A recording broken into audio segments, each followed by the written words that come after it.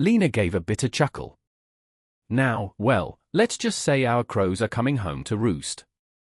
We have hurt someone badly that we loved, and my own marriage is hanging by a thread. I don't know if it will survive. I looked to Mark, who said nothing. I knew he was listening, but he couldn't lift his head. If it was guilt they were trying to use to make me feel that I would be sorry for them, they were mistaken. I can't say that I am not pleased to hear you're both hurting, I said softly. However, the fact remains that as the managing partner of other accounting, I have made the decision, based on activities in the last few months, that it is not in the interest of this business to continue looking after your company. I watched Mark's shoulders slump. However, I said, Mark looked up at me with something akin to hope. I am not without a degree of mercy. While you don't deserve it, I can recommend 3 firms that would be willing to take on your account. James here has a list of their details. James slid a piece of paper across the table. If you're interested, just let James know, and we can send your previous year's financials to any of them. The sudden hope in Mark's eyes became a dull stare. That's it? Mark asked. A recommendation? You really are done with us? Yes, I replied, shrugging my shoulders. You chose to end my marriage over by supporting Jillian and the pig, using terms such as true love and meant to be together without remorse. You were even smiling, laughing, and joking as you did so. This is causality, cause and effect. You screw with my life, I screw with yours. With that, I got up and walked out of the room without bidding a farewell. A little later, James came in and let me know they had chosen someone, and he would hand over the details a couple of days once Mark and Elle signed the required forms. The same scene was repeated about 3 times over the next month to another 3 clients who were classmates of Jillian's that supported her in her infidelity and came to understand I would no longer do business with them. Surprisingly, though I lost 4 clients, I picked up another 6. Other people from the class who in no way supported what happened wanted to do me a good turn by bringing work my way. It's not like other accounting needed the work, however, I didn't say no. August turned into September, and the final divorce decree came through. By this time, I had moved back into the refurbished house, my arms fully healed and no longer itching. I could admit to myself I did miss looking like a boxer, but I would not miss the itchy feeling of the bandages. The day I got the paperwork, I also missed a call from Jillian that I never returned, as well as a text message that I did read. It simply read, "Goodbye, Gregory." I wasn't sure how to feel. Did she feel remorse for what she had done? The pain of betrayal had eased somewhat over the months since the incident at the club. Sure, I was still angry and upset, but I had a logical mind, and if Jillian could so casually have an affair and leave me, then she wasn't the one for me. That weekend, Colleen and several of the members of the team from work banded together and came around to my place, unbidden, for a friends and family barbecue. I was surprised, to say the least, but I must have hugged over 24 people over the course of that Saturday afternoon, and I only got to meet about 1/3 of the people there. All afternoon, I was never alone, there was always someone there, be it Colleen, James, Sherry, or any of a dozen of my staff. At one point, I was sitting with a drink in one hand as James manned the barbecue. Sherry sat with me, and I was just about crying, watching a group of small kids playing a game of touch footy in my backyard. I knew now that Jillian and I would not have the kids we talked about for the last few years, and watching them hit me hard.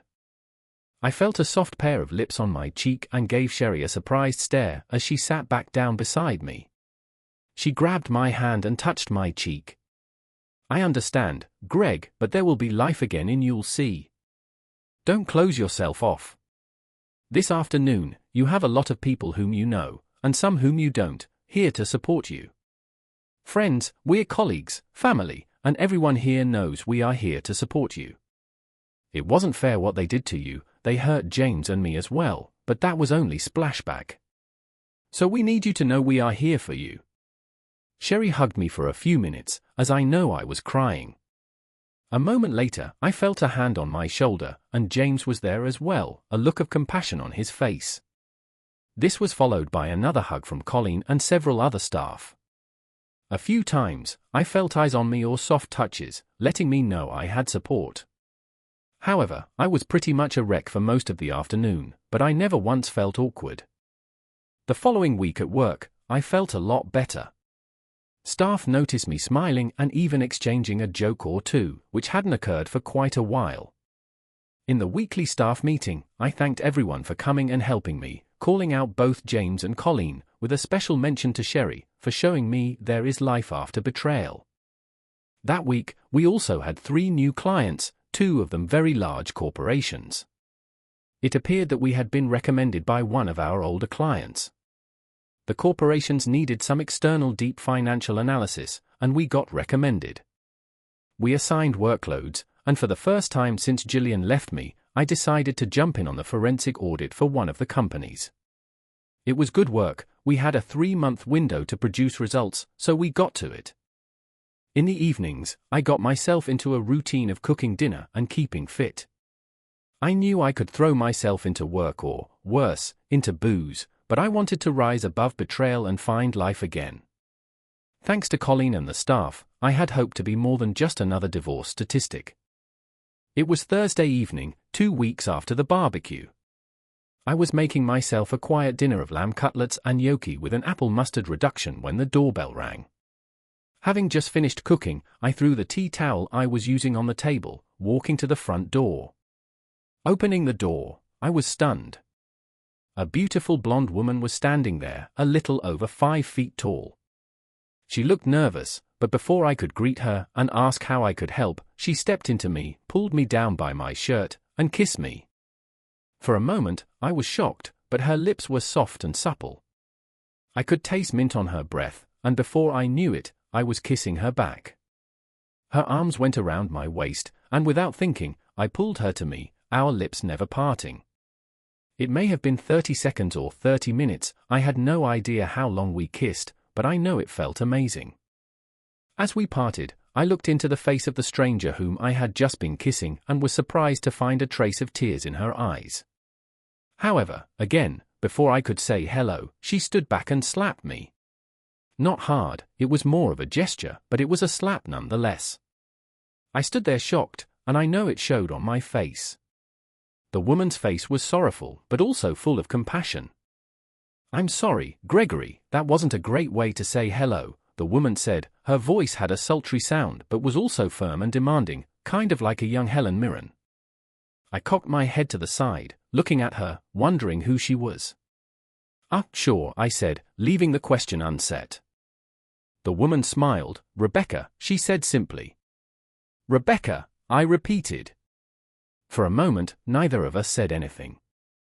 "So, Rebecca," I said, looking at her questioningly, "what brings you to my door this evening?" She smiled coyly. "You," she said simply. "I suppose I should gather that based upon your greeting, but why are you here to see me?" I asked, a smile tugging at the corner of my lips. She was like a little kitten playing with a new toy. "Because you need me to be here," she replied, a smile also being there. "Really?" I replied, "So tell me, why do I need you?" "I mean, I like kissing a beautiful woman as much as the next man, but to follow that up with a slap when I have no idea how I offended such a gorgeous creature, after such a wonderful kiss, that I am perplexed now." I saw mirth in her eyes. "You think I'm beautiful?" she questioned me. I nodded. "And gorgeous," I added, repeating my words. Rebecca's smile broke upon her face, and I was smitten with a woman I had known less than 5 minutes. "Thank you, Gregory," she said. Then she blushed and looked down. She was wearing a dark blue sundress that contrasted beautifully with her blonde hair. I caught a glimpse of some well-toned calves that went with a classically beautiful face, high cheekbones, large blue eyes, and a cute nose. She would make any man turn his head as she walked by. "Something smells nice," she asked, sniffing the air. I sighed contentedly with the game and opened the door, inviting the strange woman that appeared to be here for me into the house. I was pretty sure that she was harmless, and I was curious about what she wanted. We talked about nothing for a moment as I escorted her into the kitchen, retrieved a glass, looked at her for a moment, and then poured her a nice Chardonnay. I had been drinking recently. I placed the glass down in front of her, as her neatly manicured eyebrow raised, and stepped back into the kitchen to finish preparing dinner.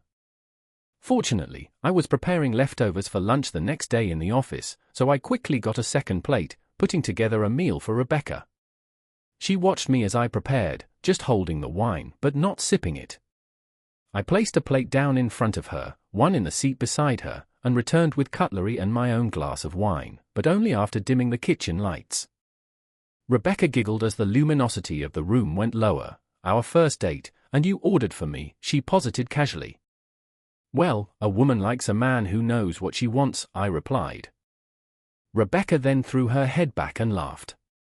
She then looked me in the eyes and raised her glass to Gregory, showing that even wounded, he still knows how to treat a lady, she said, toasting me. We clicked glasses and sipped our wine, smiling. I let Rebecca taste the meal first, and as she cut off a decent chunk of meat and dipped into the sauce reduction, I watched her eyes go wide. "Gregory, this is amazing, thank you," I nodded and did the same.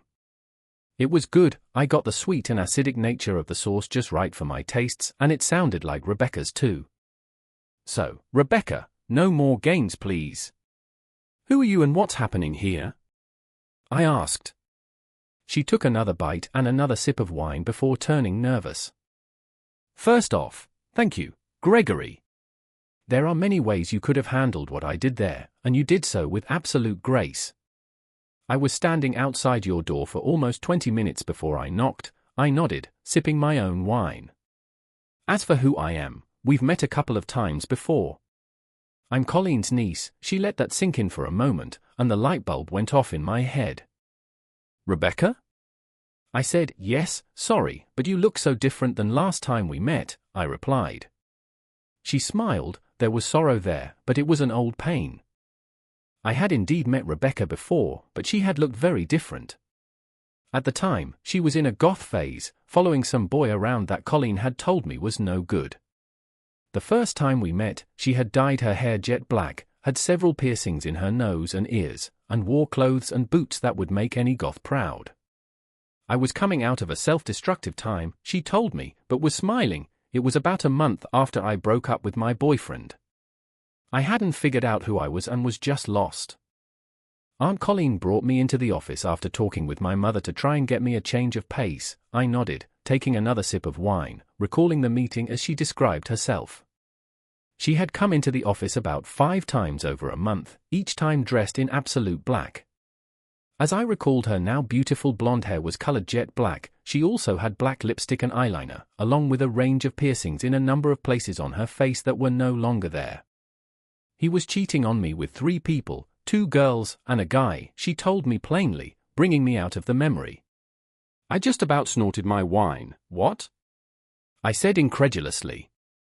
"Yeah," she said, now looking into her wine as she recalled the memories. "We had been at a club, we were high, and had gone back to the other guy's place. I went to the bathroom, and when I returned, he was getting on with the guy." She looked at me briefly before returning her eyes to her wine glass. "Even him." I freaked out. "I am a woman, one-man woman," she said, her eyes briefly finding mine again. "So am I," I said. I saw her relax a little. "Anyway," Rebecca continued, "I screamed and ran out, pretty much ran home to Mom and Dad, crying for 3 days straight. After a week, Mom got me to go out with Aunt Colleen, and that was when she brought me into the office, and I met you. I recall meeting you," she told me, smiling coyly. "Aunt Colleen introduced us, and you shook my hand. You didn't look at me as a pathetic goth who had just been betrayed, neither did you look down on how I was dressed or the rings throughout my face. Do you remember what you asked me?" I nodded. "I asked you what type of coffee you wanted." Rebecca smiled. "Yes, double shot mocha with extra chocolate," we both said at the same time. We both laughed. "You do remember," Rebecca beamed at me. I nodded and took another sip of wine. She lost her smile. "The slap was because I was here for the barbecue the other day, and you didn't see me," she told me, looking me in the eyes now. "I'm sorry, Rebecca. It was a hard day," I swallowed before replying. She gave me a coy smile. "It's all right, Gregory. I didn't want it to be a serious slap. I know your head was in a different place. I just saw it in my mind, kissing you, and then slapping you since you didn't see me the other day. I even got to give you a hug that day and tell you it would be all right, but I am assuming that everyone was doing that, and you don't recall much of the day." I looked at her a moment.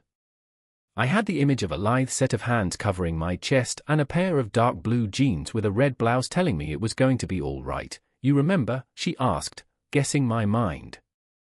"Kind of," I admitted.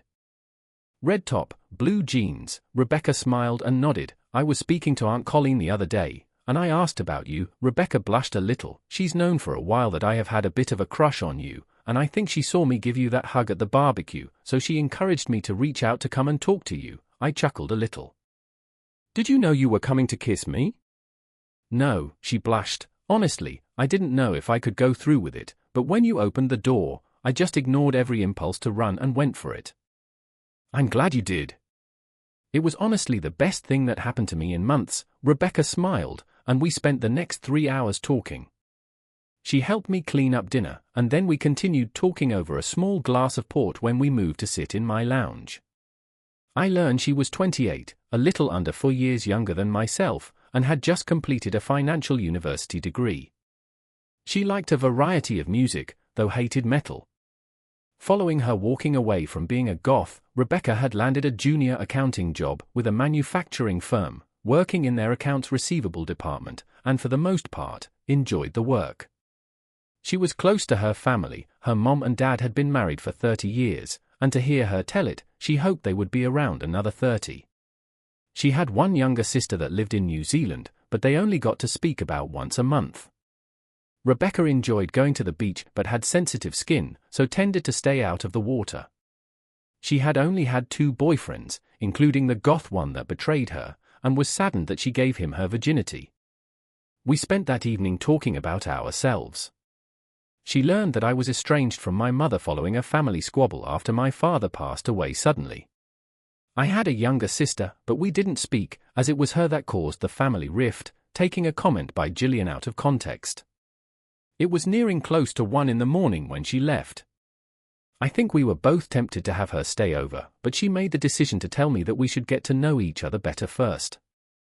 I did receive another red-hot kiss as she left, though. As I crawled into bed, I fell asleep with a smile on my face for the very first time since my life fell apart. Rebecca, through her crazy actions, had bypassed months of effort to get around the defenses and pain that I had. That kiss caught me by surprise and showed me that someone might care for me in a romantic way and that I was open to it. The next morning, the smile on my face was undeniable, and everyone noticed. By lunchtime, Colleen cornered me. "Okay, spill it, Greg. Who is she?" Colleen asked. I could sense hope in her expression. "Rebecca came by last night," I told her. The happy yelp that Colleen emitted could be heard throughout the entire office. My office administrator jumped a couple of times, clasping her hands to her chest and giving off a megawatt smile. Colleen then led me to the kitchen and made me tell her everything. She laughed when I told her about the kiss and the slap, then she was swaying happily as I told her about dinner, and then talking till 1 in the morning. "Greg, I am so happy for you. Even if nothing comes of it, to see you get out from under what Jillian and the scum sucker did to you is worth it." Then she looked at me with a cheeky smile on her face. "But you and Becca, I think there may be something there." I've thought it for a while.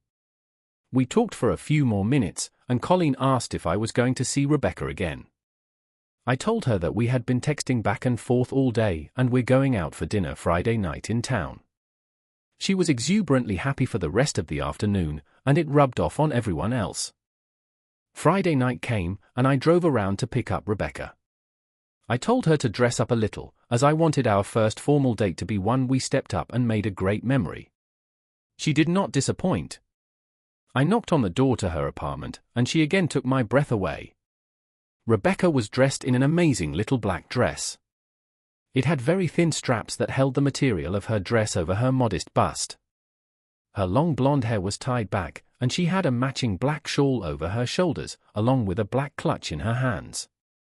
My eyes wandered down her body, into those beautifully toned calves, to see her wearing the most modest heels. She smiled and turned on the spot, showing me her great hips and laughed. "Wow, I'm batting a century so far," she laughed. "Each time we meet, you can't even say hello before she said anything else." I took a step forward and pulled her to me.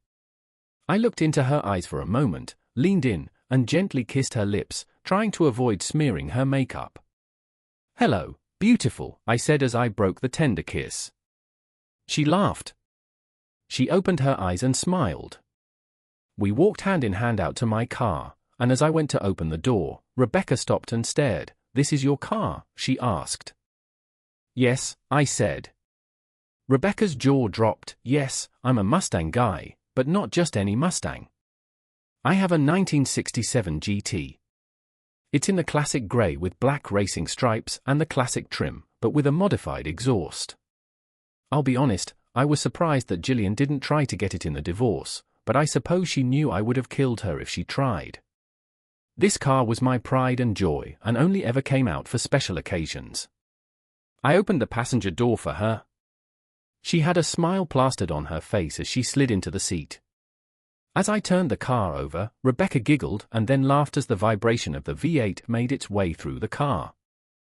We drove into town, talking over our weeks at work, about how Colleen talked to both of us and that she had high hopes. We had dinner at an upscale Japanese restaurant. They served a variety of dishes, to which Rebecca and I sampled several, though I'm not really into it. Both of us had a small amount of sake. Rebecca was like me, fun for a date, but not a regular drink for us. After dinner, we ended up at the casino. We placed a couple of bets, walking away with a little over $600 more than what we started with. The casino also had a club, so dressed up like we were, both of us headed into the club. It was an upscale club with lots of people of different age groups, everyone dressed for a good night out on the prowl. It must have been almost 1:30 in the morning before we left. We had danced a lot, and I must admit that I enjoyed it when Rebecca turned around on the floor and ground her hips into my crotch while holding my hand. Of course, the kisses that I got throughout the night helped too. A few times throughout the night, guys had come up to her asking to dance. As I mentioned earlier, she looked amazing, but each time, she politely but firmly declined. One time, I was returning from the bar with a couple of drinks for us when a guy stopped me, placing a hand on my shoulder. "You're one lucky son of a witch, I hope you know that," he told me, then saw my blank expression. "Your woman, man, she's hot as hell, but only has eyes for you. No offense, but I just asked her to dance while you were at the bar, but she turned me down flat." I mean, me getting turned down. The guy was solid and good-looking, likely a personal trainer, football player, or something. I got the feeling he could turn on the charm and perhaps had seduced more than one girlfriend or wife away from their better half over the years. But Rebecca had turned him down, and he knew there was never a chance. The guy patted me on the shoulder, smiled, and kept walking. Saturday morning, I woke slowly, a smile on my face recalling the evening that Rebecca and I spent together. The morning sun was peeking through my blinds as I lay there and thought about dinner, dancing, conversations where I just felt connected, and then dropping her off to that sizzling kiss. No, wait, I recall the kiss, but dropping her off. Suddenly awake, I turned over, and there she was. Rebecca was laying there, eyes closed and breathing lightly. I looked at her face and recalled that without verbal agreement, we came back here to my place. Then, without words, she followed me into the bedroom, took off her dress, and climbed into bed with me. "If you're going to stare at me like that, you better follow it up with action, buddy," Rebecca said lazily, her eyes still closed, but a large smile on her lips. I grinned myself, diving back under the covers, pulling myself into her body. We fell asleep soon. In the morning, I woke up to a kiss on my lips, like the very first time we met. Our lips came together in an exchange of passion where I felt myself intertwining my very being with Rebecca. "Rebecca," I asked at one point as our kissing lulled, so we could take a breath. "Yes," she said absent-mindedly, lost in the moment. "Rebecca," I repeated. She opened her eyes and looked at me. I saw desire, a good splash of lust, but there was something else there too. I scant dare to imagine the word that described it, also afraid that the feeling was reciprocated in my own eyes, love.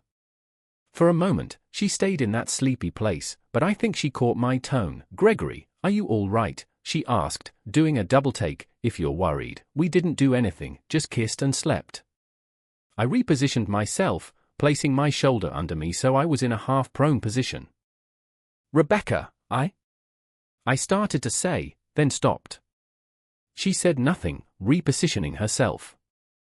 It was only a moment, but the sheet quickly fell, and I got a glimpse of a beautiful pair of breasts. Rebecca noticed, but quickly pulled the sheet up, knowing this was a deep moment, not yet time to play.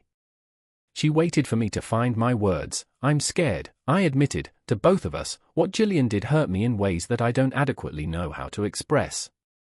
I felt like I could never be enough, that I was a failure as a man. Rebecca nodded again, saying nothing, giving me space. I've been through so many emotions over the past year: pain, rage, sadness, hopelessness, desperation, but now I have fear, but it's not about Jillian. "I'm scared about you," I finished. Rebecca shot a hand out and cued my cheek. The look of compassion she gave me almost brought me to tears. "I get it, Gregory. Jillian hurt you badly," Rebecca spoke quietly but firmly. "As much as what I went through hurt you, you had fully invested yourself to her. You attempted to bond with her, and you got rejected." I nodded, then drew in a breath. "I'm scared, Becca, because I am worried that I'm falling in love with you. I'm broken, damaged, and what if I can't give you what you need?" In a move that I didn't see coming, she pulled me into her, my head ending up on her chest. "Shush, my beautiful man. Don't you worry about that," she told me. "I see that you're hurting. I want to help you heal. I don't want you to worry about what love you can give me, just give me what you can but never hold it back." I pulled my head up off her chest, and for a moment, we looked deeply into each other's eyes. Moments later, our lips met, our passion flared, and I gave in. My hands began to roam her body. "Take me," she said simply. It started slow, but Rebecca and I made love for almost an hour. Not many words were exchanged, we let our bodies do the talking. Afterwards, covered in sweat along with the love-making juices, we snuggled. "Thank you," I told her. I felt her smile. "You're welcome, baby. You're all right?" "Better," I replied. "You gave me a gift today. You brought back my manhood." I felt her tighten her grip on me. "Yes, but it belongs to me now. No one else will ever get it." That weekend, I don't think we got out of bed except to bathe or get food from the kitchen, and there wasn't a stitch of clothing on us until Monday morning when it was time for work. I had to drive Rebecca back to her apartment, wearing her dress from Friday night. She also went commando, which turned me on like nothing. By the time I got to the office, I had another 2 pictures of my naked girlfriend. In the second one, she had taken a pen and written Gregory's on her torso. That week, Rebecca stayed at my place every night except Wednesday when she had to work late at the office, and it was easier for her to grab gear from her place. In my office, Colleen never really pressed but bounced around, knowing that her niece and I were an item. I never came out and said it, but I'm sure Colleen knew that we were sleeping together. "Hey, Greg," James said one Tuesday after the coffee run, "you got a few minutes?" He said, not waiting for the response but closing the door. "Sure," I said in reply, raising an eyebrow and gesturing for him to finish closing the door. I sensed he wanted to talk about something serious, and by the look on his face, I am guessing it was Jillian related. "So, things are going well between Rebecca and yourself?" he asked. "Yeah," I grinned. "It's only been a few months, yet I feel that we've been together for 6. "I get that. Sherry and I have been together for just under 5 years, but I feel like it's been 10. James looked at me, worried for a moment. But not in a bad way. "I mean that I can't." I held up my hand and chuckled. "I get it, James, I do." "It's not a bad thing," he nodded. "Sherry and I are so glad to see a smile on your face again. In fact, we were wondering if both of you would be interested in dinner Saturday night at our place." There was something else there, a nervousness based around hope. "I don't think we have any plans, but I'll double-check with Becca," he nodded. Greg," James said, getting to the topic, then he closed the door. "Jillian," I asked, "kind of." James said, "You know the Kensington audit we're doing?" he asked. I did and nodded my head. Of the two big multinationals that we had taken on, Kensington was one of them. James was second seat reviewing financial records. Well, we've come across a couple of issues, and I need some instructions, he told me. All right, show me what you have, I told him. James then spread out a number of reports. But aside from a number of issues, it highlighted that one of their middle managers looked like they were skimming from the company and using the money to pay for a number of less than desirable services, from drugs and hookers to what amounted to sending money to a mistress and child over in the United States. Judging by the audit log, this had been going on for a number of years but had not come under scrutiny, as the individual had been quite clever in hiding the skimming around various cost centers and projects, never the same amount, never from the same purchase order, and payments to a variety of bank accounts. However, due to the length, the amount skimmed was a little under $2 million. I sat back, trying to take it all in. My mind was literally blown by the implications. So, let me get this straight in my head, I said to James. For a little over 4 years, he's been skimming off the company to pay for drugs and hookers. Then for the last 3, it looks like he's been making child support payments using company money to a woman and child overseas. James nodded. Pretty much. Wow, I was trying not to smile. So much for true love, James snorted. A month later, we gave an initial report to Kensington but held on to the specifics until we had completed tracing the files. They were disturbed that someone may be defrauding them and agreed that they needed to know how deep the corruption went before taking action. We asked for another month of time, and they readily agreed.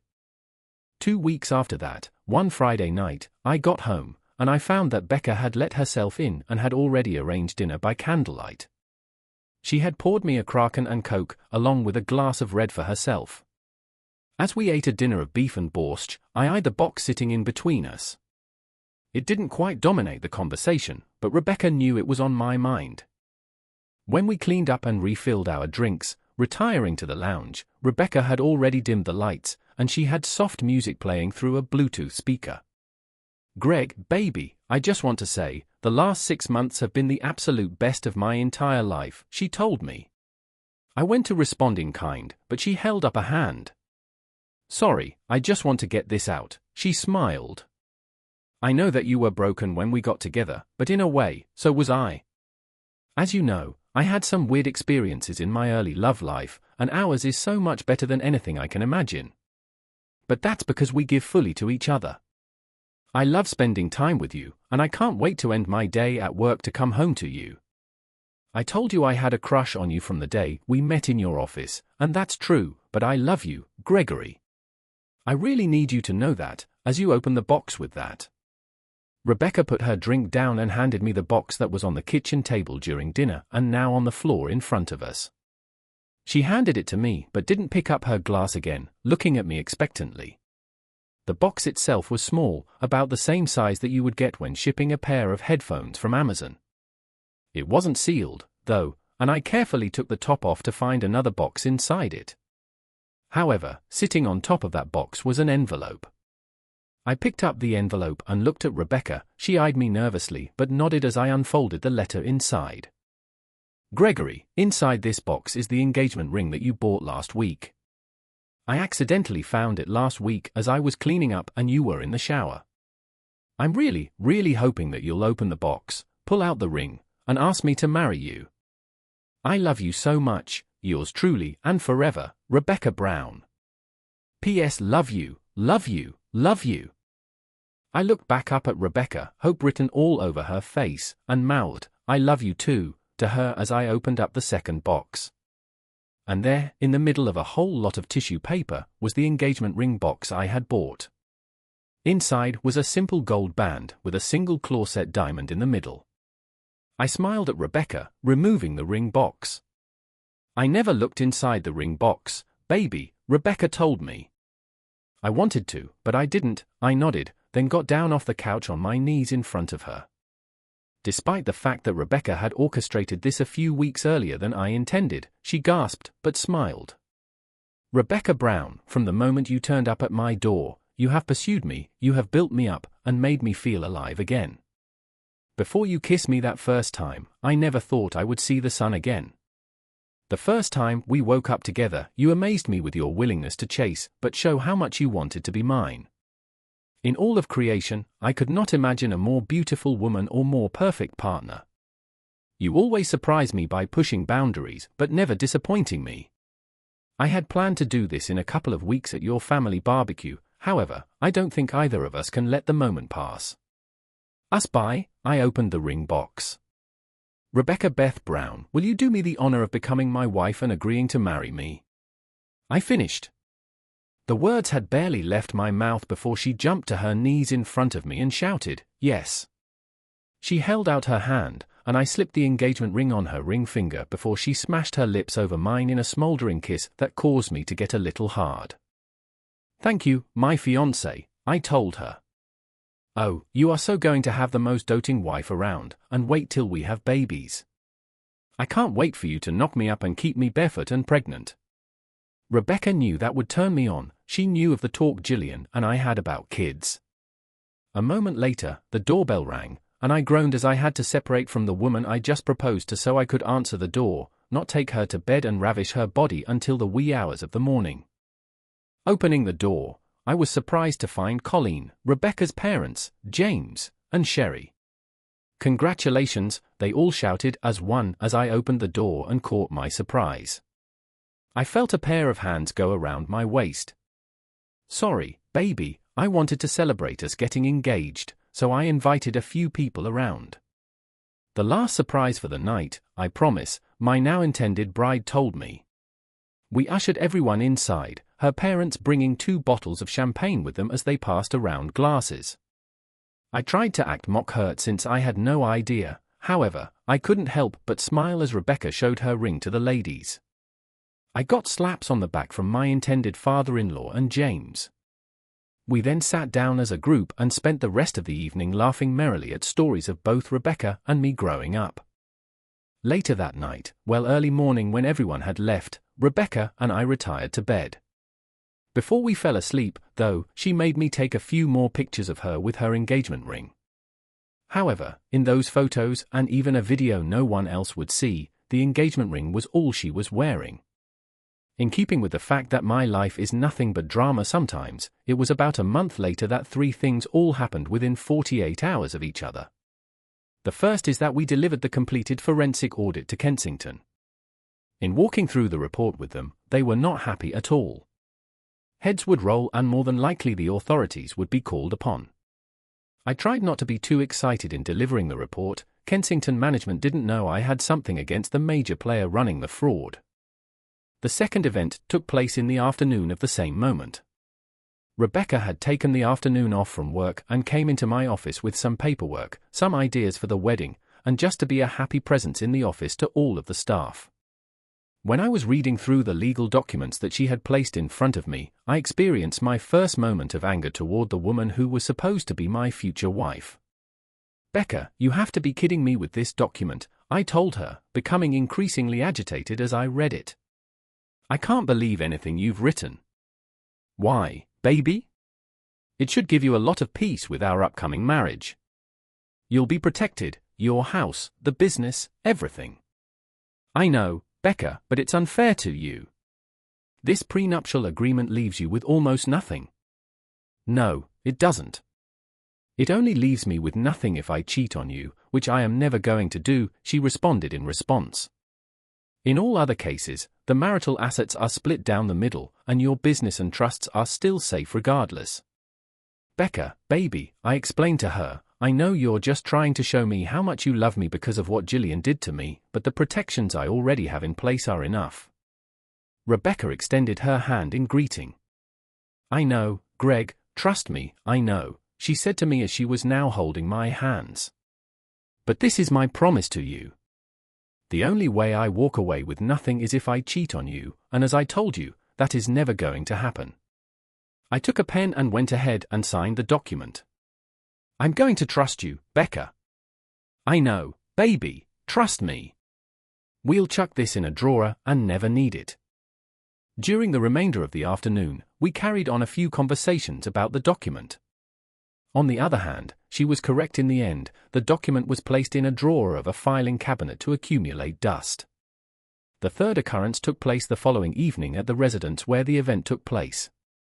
After I had just arrived at my house, Rebecca, who had recently moved in permanently, had instructed me to take a morning shower. I was on the verge of exiting when I heard someone screaming. After hurriedly putting on a pair of shorts, I made my way out to the entrance. It was possible for me to hear my ex-wife yelling at my fiancé, so, he moved out, and you just move on to some gussied-up 304. The response that Rebecca gave was, I heard Rebecca laugh, honey, you walked out the door, pure and simple. You abandoned the most loving and kind man on the face of this planet, breaking his heart, and I am not gussied, she said, using her fingers as quotation marks. My fiancé hissed back at Jillian, A304? I held back in the hall, just out of sight, but yeah, I will own that. However, I am Gregory's personal 304. He gets my body unreserved for his exclusive use. Can you say the same when you were married to him? I said before holding back. Jillian yelled out, why, you little swine, and it was followed by the resounding sound of a slap. I heard both of these sounds. After taking that as a sign, I hurried the rest of the way into the room I was entering. Despite the fact that Jillian was standing with her hand covering a red mark on her cheek, both of the women turned toward me as if they were one.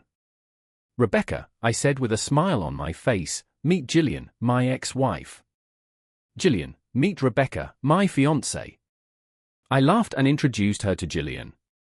During the brief moment that I moved to stand in the middle of the two women, they exchanged a glare with each other before moving apart. Jillian questioned me, do you find this to be funny, Greg? Actually, I said, pausing for a moment, yes, I do. You weren't invited and started shouting at my fiancé before you got slapped. I do find it funny, perhaps a little karma for the way our previous life together ended. Rebecca sneered at Jillian at that moment, but in response, I put out my hand and said, enough, Becca. She stepped back, still staring daggers at my ex-partner. I let out a sigh and asked, Jillian, what is it that you want? Why did you do it, Greg? Why did you have to destroy my life? She asked, directing some of her anger toward me. Why did you have to destroy my life? My innocent question to Jillian was, what do you mean, Jillian? I have had nothing to do with you for almost a year now. As I recall, it was you who tried to ruin my life. You left me for true love and damn the consequences. Rebecca snorted behind me, and Jillian gave Rebecca an angry glance before turning her attention back to me. You didn't have to go and ruin Troy, she said, with a note of melancholy in her voice. As a result of my laughter, Jillian's face became slightly more pale. Jillian, you will need to be a little more specific, I told her while crossing my arms over my chest. I apologize for the inconvenience. Immediately, Rebecca wrapped her arms around my waist and slid them around. It was the audit that did it, the forensic audit of Kensington. It was your report that got Troy arrested. You didn't need to do that, Jillian said, her voice becoming softer. It was the audit that did it. What? Should I not report to a business I am auditing when one of their employees has defrauded them a little over $2 million to be used on drugs, hookers, as well as a woman and child back in the US? I asked my former spouse in a rhetorical manner. Jillian asked, drugs? Hookers, as she started to turn white. A woman and child? Obviously, whatever truth Jillian had been told, it didn't include the salient details, I said while leaning forward. Yes, Jillian, the true love that you dropped me for had a woman and child back in the States. In addition, he stole company money to pay for quite a lot of drugs and hookers. It's all in the report. I can send it to you if you like, she said as she fell to the ground, her entire world crumbling around the woman she loved. Now, for the very first time since everything started, I was able to see that she was disoriented. Whatever story she had been telling herself about her life was falling apart under the weight of her own experiences. We both watched as she fell to the ground on the front porch, and Rebecca was there to witness it. The anger that Jillian had been feeling earlier had dissipated, and the mournfulness that had been in her voice now sounded hollow. He's been arrested, you know, she told us. I didn't know Troy had been arrested, but I had suspected it wouldn't be long before the authorities wanted to talk to him.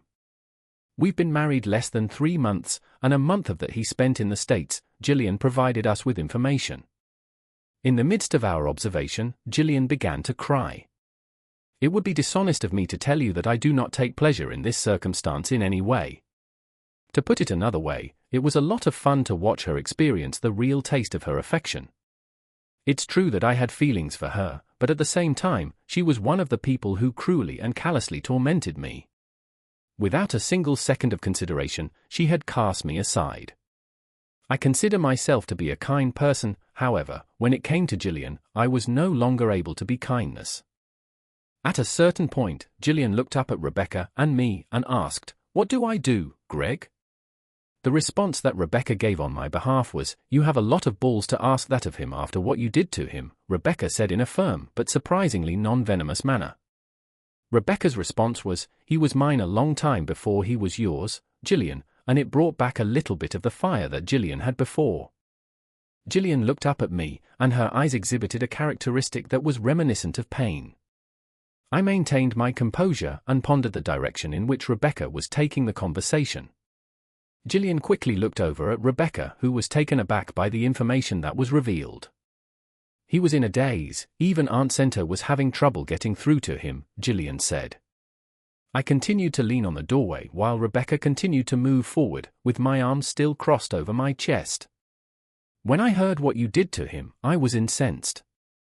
I wanted to come and slap you 3 ways from Sunday and make you see what you were giving up," Jillian said while slowly nodding her head and looking at the concrete on the front porch.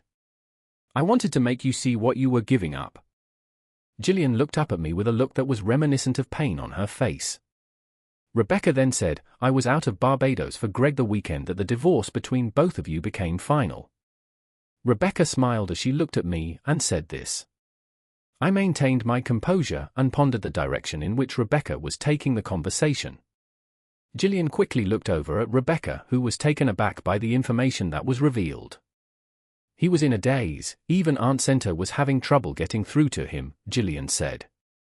I continued to lean on the doorway while Rebecca continued to move forward, with my arms still crossed over my chest. "When I heard what you did to him, I was incensed. I wanted to come and slap you 3 ways from Sunday and make you see what you were giving up," Jillian said while slowly nodding her head and looking at the concrete on the front porch. "I wanted to make you see what you were giving up." Jillian looked up, her face displaying a mixture of surprise and shock. Rebecca then said, "I was out of Barbados for Greg the weekend that the divorce between both of you became final." Rebecca smiled at me as she asked this question. Jillian was taken aback by the revelation, and she quickly glanced over at Rebecca. "He was in a daze, even Aunt Center was having trouble getting through to him," Jillian said. I remained stoic, wondering where Rebecca was taking the conversation. I continued to lean on the doorway while Rebecca continued to move forward, with my arms still crossed over my chest. "When I heard what you did to him, I was incensed. I wanted to come and slap you 3 ways from Sunday and make you see what you were giving up," Jillian said while slowly nodding her head and looking at the concrete on the front porch. "I wanted to make you see what you were giving up." But then Rebecca said, looking at me and smiling, "I was out of Barbados for Greg the weekend that the divorce between both of you became final." Jillian looked up at me with a look that was reminiscent of excruciating pain on her face. I maintained my composure and pondered the direction in which Rebecca was taking the conversation. It was difficult for even Aunt Center to communicate with him because he was in such a state of confusion. Jillian appeared to be taken aback by the information, and she quickly glanced over at Rebecca. Rebecca continued, "Yes, Colleen is my aunt. Anyway, Greg was broken. You had left him broken, your marriage, and he was in danger of sliding into depression or worse.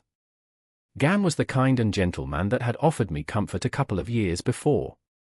My heart broke for him." Both women looked at me then, Rebecca with loving adoration, Jillian with mournful sorrow. Even though Greg was unaware of it, during the course of the evening, everyone spent time trying to encourage and comfort him. He did not attempt to conceal his anguish at what you had done to him, rather, he wept openly in front of all of us.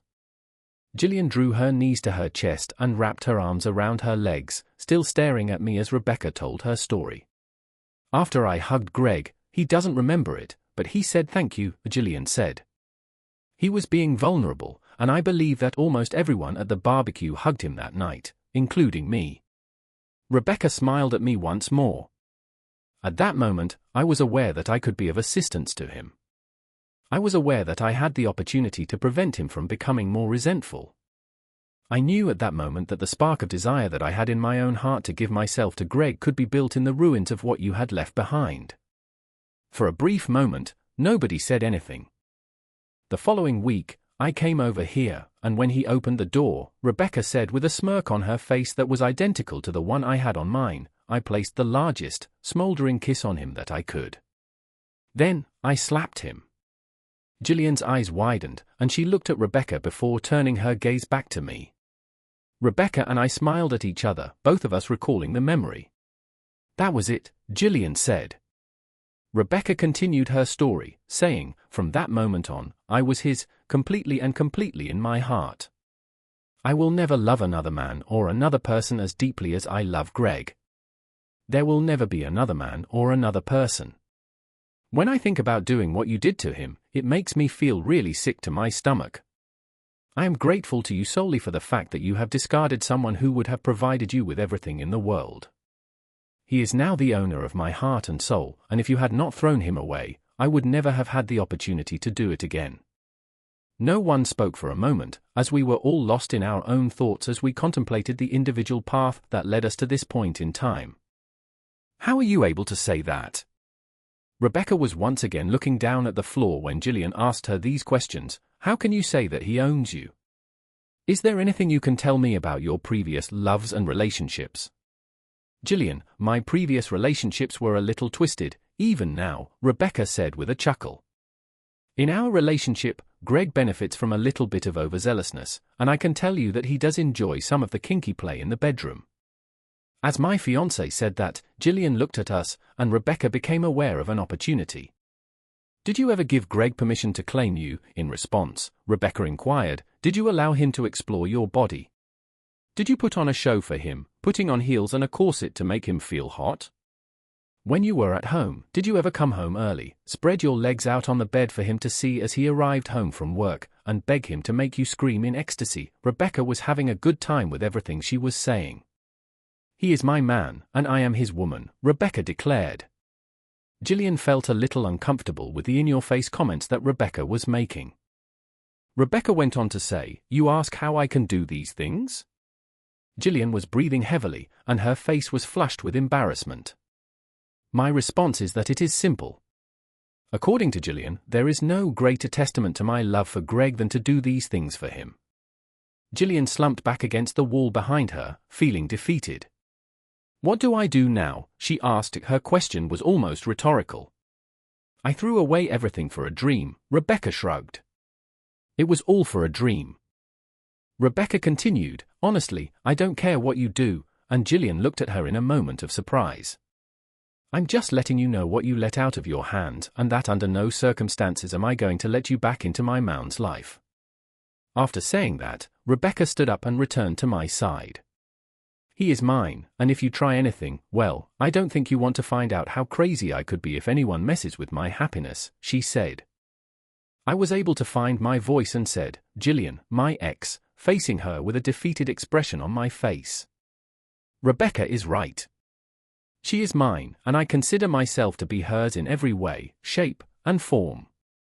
We will be getting married, we will have children, and we will hopefully love deeply until the moment that we take our last breath. With regard to love, Becca is also correct. To speak for myself, I no longer love you with all my heart. There is no love left in me for you because of your betrayal and the presence of Becca in my life.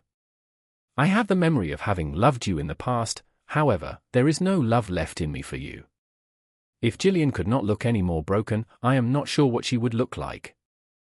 And if I am being completely honest, I stated, I don't really love you. You hurt me, and you hurt me in a way that no one else has ever hurt me before or will ever hurt me again. But I do have the memory of love, so with that, I will give you some advice. Jillian then looked up at me. Divorce Troy, I said. Leave him now and get away from him before the real thing hits the fan. Because of what he did, he is going to be absent for a lot of time. Where am I going to go? I shrugged my shoulders and responded, I don't care. Is it possible that Mark and Lena will allow you to stay with them? Jillian expressed her disappointment by saying, I'm not really surprised, as you know that cheating on your spouse will do that to you and the couple is going through a divorce. Let me tell you something, Jillian, you have to figure that out on your own. I will not be there for you in this situation. I am not your friend at all. To put it simply, we are just two people who have been together for a while. Is that how you truly feel about yourself? Is there no possibility of we becoming friends? At that moment, Jillian stood up and shook her head in a dejected manner. She looked at Rebecca and me, who were standing arm in arm, and said, if nothing else, I want to thank you for your honesty. Rebecca and I both responded in unison, hell no. I really do wish that we could have continued to be friends. One more time, she paused and shook her head, saying, thank you. I had hoped at the beginning of all of this, but I see now that it was all a dream. There is no one else who has been truthful with me. Pay attention to one another. With that, she walked to her car, got into it, gave us both a mournful look, and then drove away. I hope you have a happy life together, she said. More information about Troy's arrest was released in the media over the course of the following month. Our audit that uncovered the fraud was mentioned in the news, and as a result, we ended up having to almost double the number of employees working for us by the end of the year.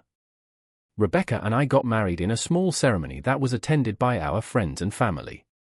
We went on our honeymoon in North Queensland, spending a luxurious fortnight on the golden beaches of the Sunshine State. Upon our return, we fell into a rhythm of working, making love, and dreaming about the future. We discussed the possibility of having children. Rebecca agreed to stop using birth control, and we would see what would happen. We had sex almost every day, and I loved it when she begged me to have a child within her. 9 months later, Sarah was born, and then a little under 2 years after that, Henry and Peter were born, and finally, our baby Bridget was born.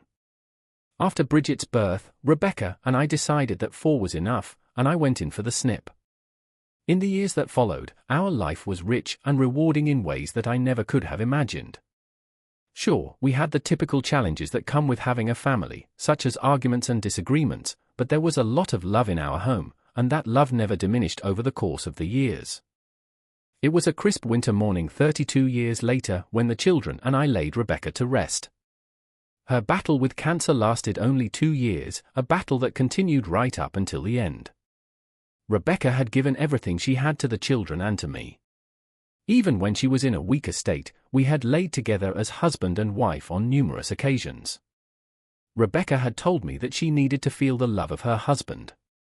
Baby, Rebecca said, despite the fact that she was in pain but was still awake as a result of the medication, you are going to be fine, you are aware of that. I am aware of that, I snorted, I am not going to abandon you. While I was stroking her now grey blonde hair, I told her, we will only be apart for a few years before I come to find you. Rebecca smiled and asked, like that time in Canada? Both of us smiled as we recalled how I had become stranded in a snowstorm only an hour's ride away from the cabin where Rebecca was waiting for me. For almost 3 weeks, our only means of communication was through FaceTime, I said. My response was, well, yeah, and we both smiled as we said it. Are you going to miss me? As she inquired, I snorted once more and responded, like you need to ask. I am sure you are aware that I will miss you with every fiber of my being, I responded. As we lay there together, content in our bodies, there was no need for words.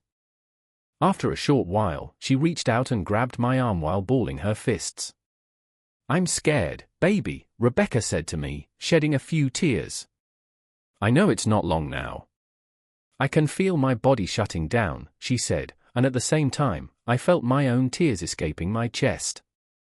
We have been married for more than 3 decades, we have 4 children, 6 grandchildren, and another one is on the way, and we have traveled the world together, and now this. I whispered, shush, and then continued, I'll be here the entire time. I'm not going anywhere. I know, Rebecca responded, it's the only thing that gives me strength. We said nothing more for a few minutes. Greg, Rebecca asked me. Yes, my darling, I responded, kissing the top of her head lightly while holding my dying wife in my arms. Kiss me one more time. It was a quiet question that she asked me. I want my last memories to be of us together. I smiled as we kissed gently for what was the last time. The following day, the kids came by with their families, and we all sat with Rebecca. She was a lot weaker than yesterday, and all of us could tell she was about to pass on. As her skin changed from pink to orange and then started losing color altogether throughout the day, we reminisced and laughed with stories. We cried and even sang songs. In those last hours, the kids said their goodbyes, then stood back around the bed as I sat and held my wife. I love you, I told her, feeling our time together would only be mere minutes. I felt tears welling in my eyes. And I love you, she said faintly, her eyes beginning to dim. Rebecca's last moments in this world before us, her brittle hand reached up and lightly slapped my cheek, reminiscent of our first day together. We smiled, and she reached to grab my shirt, pulling me as I leaned in to kiss her. All of a sudden, it was like all the preceding years had melted away in my arms. As my bride, in the first kiss, not a wrinkle on her face, no cancer eating her body, we were young and vigorous. Her eyes were bright, and the love she had for me almost overwhelmed me. I felt her lips kiss mine even as she took her last breath, giving me the last strength she had in absolute adoration and love. My family surrounded me and wept openly and loudly as we wept openly and loudly. Rebecca, my wife and the mother of all four of my children, had been my true love and my soulmate, and I knew that I would never be the same without her in my life. However, I was also happy that she was no longer in pain as a result of the ravages that cancer had done to her body. I held myself there, hovering around her, and my eyes were closed as I felt my tears stain the sheets as she passed away. I cried as I felt that a part of myself had been lost forever. Afterwards, I knew that even though she wasn't with me, I would have daily reminders of our life together. We had our kids, and almost every weekend I had one of them around, or I went to visit them. I also had James and Sherry with their brood around often. No one ever let me get lonely. As the months after Rebecca's passing went by, I was glad for my family, glad for my friends. At night, if I was lonely, I had so many photos and videos of our time together that I always want to sleep with a smile. And no, not all of them were erotic, but enough were that when I did feel a little randy, Rebecca was still there for me. Often after my release in the preceding years, I could imagine her there with me, kissing me gently as I drifted off to sleep, contented in our love for each other and that. About 6 months after Rebecca's passing, I was enjoying a coffee on a Saturday morning in our local coffee shop when a shadow passed over me and suddenly stopped.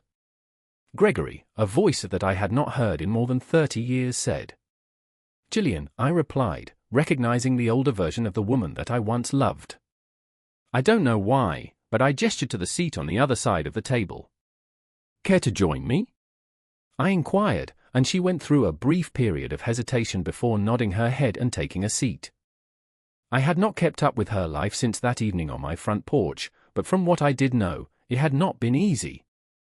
As I sat down and observed her, I noticed the lines on her face, the gaunt look in her eyes, the freckles on her arms, and the relatively thin nature of her body. How are you doing? I asked while observing her. I inquired in a conversational manner. Oh, you know, getting older is a big deal. The body does not react in the same way that it used to. She told me, when I try to get up in the morning, I wonder if I should just stay lying in bed as it will hurt less. I laughed. I could understand what she was saying. Jillian smiled, but then she became sad. I heard that Rebecca passed away. It came as a surprise to me when she told me, I'm sorry, Greg, expressing genuine regret. Thank you, I told my ex-wife. I miss her terribly, but she is always in my heart and still front of mind to me daily, I replied, smiling in memory of Rebecca and I sitting at this very table a number of times over the years. And, I said, taking a breath, the kids never give me a moment's peace now that Becca is gone. They are determined to make sure that I am always engaged in activities and that someone is present to care for their father, who is getting older. Jillian flashed a brief smile, but then she quickly lost it and appeared to be in a state of sadness. What about you? Do you have any children? I really messed it up badly, didn't I, Greg? I asked, wondering. She shook her head and looked at her coffee with a lot of regret. I never ended up having kids, Jillian told me. Married 6 times before I understood, nothing came close to what I had with the first guy. Her wistful smile contained a tone of bitterness. I really messed over it. She questioned me before raising her hand and saying, No, I am aware that I did. I caused you a great deal of pain, and then I compounded my mistake by the fact that I spent a lot of time blaming you for Troy intentionally misleading me and leading me to believe that we were soulmates. Every man I've married since then, every time I got married, I thought, this is it, and every time, he just didn't measure up to you.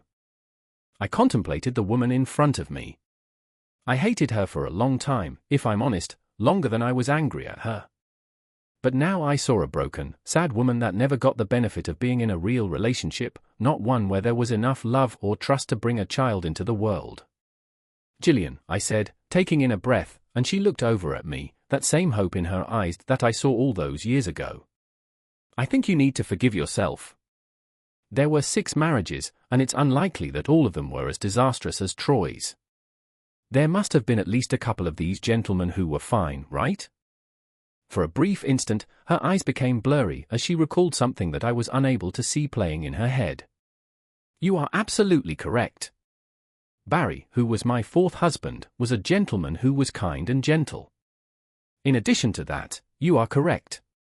After spending that evening with you and Rebecca, I will never be able to forgive myself for the things that I hurt you.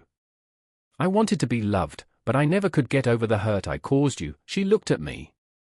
I know I've said it before, but I am sorry for what I did to you, Greg, Jillian whispered to me. I am sorry for what I did to you. Oh, Jillian, I am grateful. Your apology is accepted by me. We both smiled and said, it's time to let go. We then spent the next few hours talking. I told her about my life and Rebecca's life, about the children and our lives.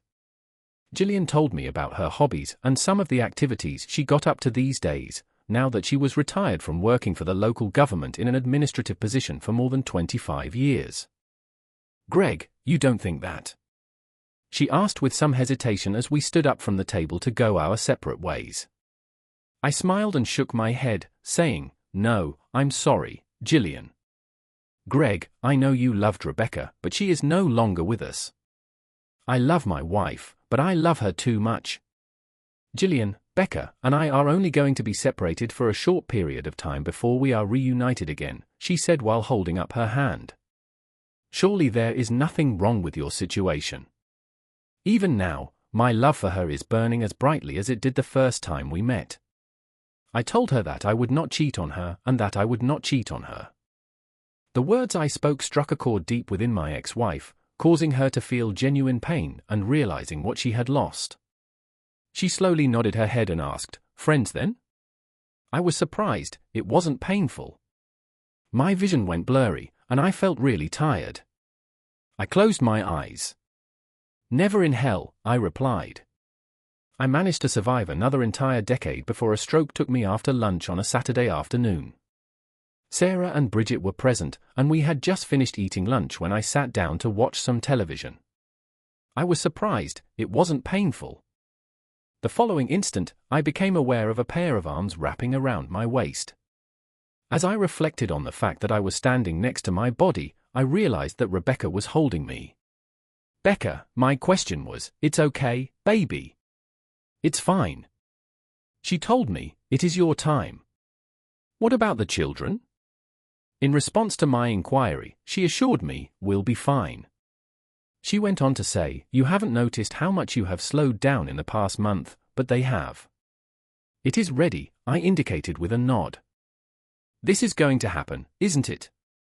This isn't just the imagination of my dying brain, I asked my wife. She laughed, pulled me down, and kissed me.